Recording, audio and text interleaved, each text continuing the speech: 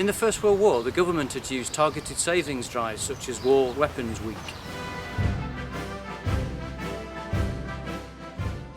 In Marple in November 1941, the call was to save for Warship Week.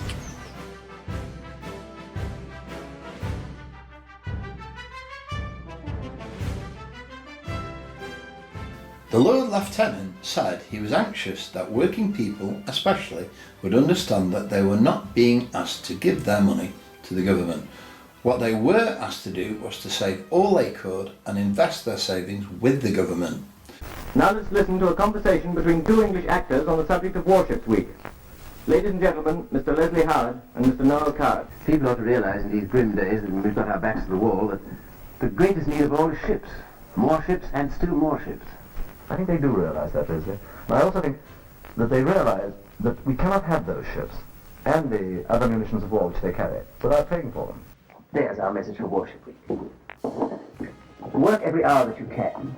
Earn as much money as you can. Spend less. Save more. Increase your savings effort this week and keep it up regularly. In fact, make your money fight. That's it. Increase your savings effort And make your money fight.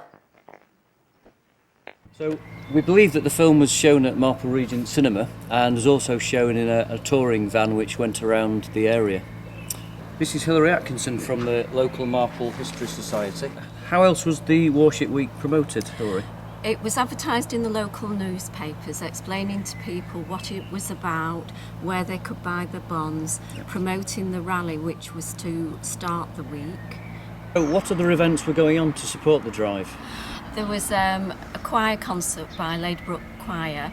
There was a monster whist drive at the Carver Institute, and the local school children had a poster competition, and the evacuee children who were schooled at the old Albert schools raised money by selling programmes and doing dancing.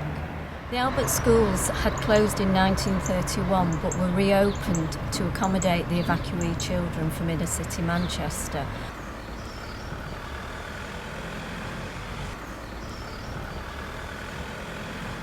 The campaign was very successful. On the first day, it met its target of £40,000. The committee felt that Marple could do even better and set a new target of £80,000. Day one was the Grand Parade and everyone rallied for that across the road at Marple Memorial Park. Let's go and see.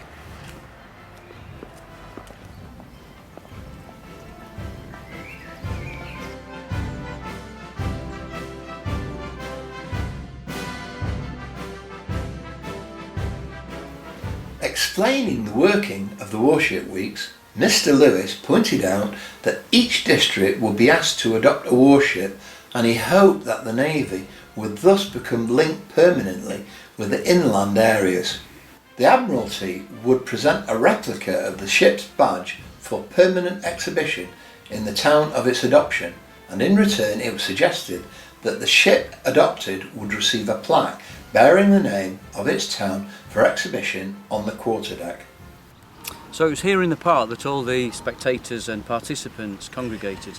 That's right. Special buses brought people in from the surrounding areas, and there were speeches. The main speaker was Sir Cyril Entwistle, who gave a stirring speech. Telegrams of good wishes were received from the Chancellor of the Exchequer, the First Lord of the Admiralty, and from Carnforth National Savings Committee, who were also having Warship Week at the same time. So despite the fact that it was a very cold day, thousands of people lined the streets for the occasion, and we have two fabulous photographs from the North Cheshire Herald and Marple Reporter.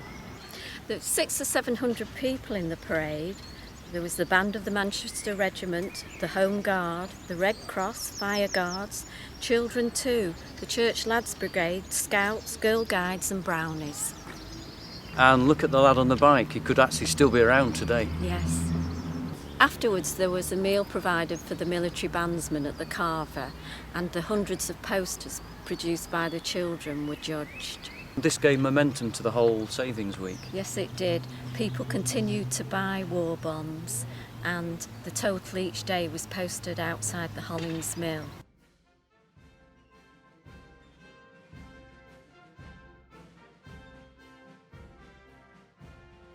By the Thursday, they'd raised £68,000. And by the end of the week? £108,132, 10 shillings and twopence have been raised, which in today's values is just over £5 million. That's a lot of money. Yes, for one town.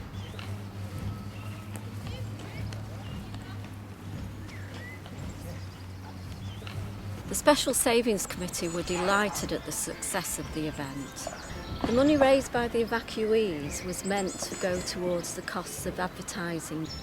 However, the evacuees were very keen that the money they had raised went towards the actual ship. The committee agreed and the money was sent to the Exchequer. So what did £108,132, 10 shillings and twopence buy in 1941? It paid for HMS Maple. Originally a trawler, it was acquired by the Royal Navy and converted to a minesweeper.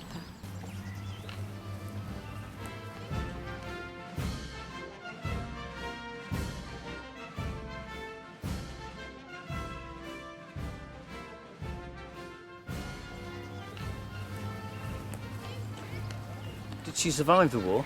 Yes, she did, and eventually was decommissioned. Sold on and plying a normal trade as a trawler, she was eventually scrapped in the late 1950s. That would have been the end of it. All that was left was dusty newspaper archives and fading memories. Until Marple Local History Society received a phone call from a local resident offering us something which she thought might be of interest to us. This plaque.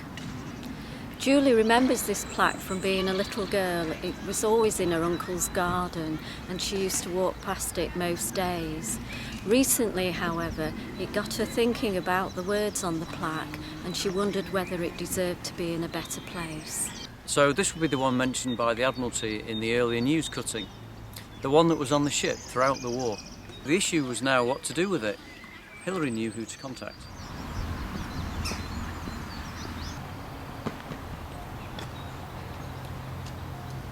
So, Mark, tell us why the park is the most suitable place for the plaque. The land for the park was donated by the Carver and Barlow families, who owned a large mill in Marple. It was dedicated as a war memorial in 1922. The war memorial was extended after the Second World War, which of course is the conflict during which the Warship Week was commissioned. We also have a bowling pavilion that was built by local soldiers returning from the war in memory of their comrades who didn't come back. Friends of the Park have installed artwork at the park entrances to commemorate 100 years since the First World War, and also have a timeline on the railings over there, where we are adding the details of each man on the memorial 100 years after their death. And of course, the building behind the railings was once the offices of the Marple Urban District Council, who commissioned the Warship Week plaque. So the park is really the most obvious place. We had a lot of free help with the project to site the plaque.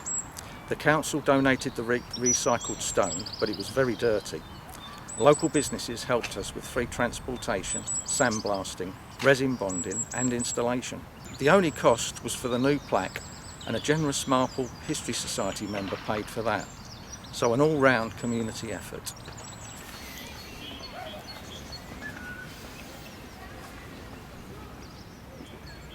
That's a great story and it's one I didn't know about. Just one phone call from Julie has brought all this history to the surface. And the Marple community and others like it all across the country pulled together to raise the money for extra warships when they were needed. And now the plaque of HMS Maple can be seen by everybody. Marple's Warship Week won't be forgotten.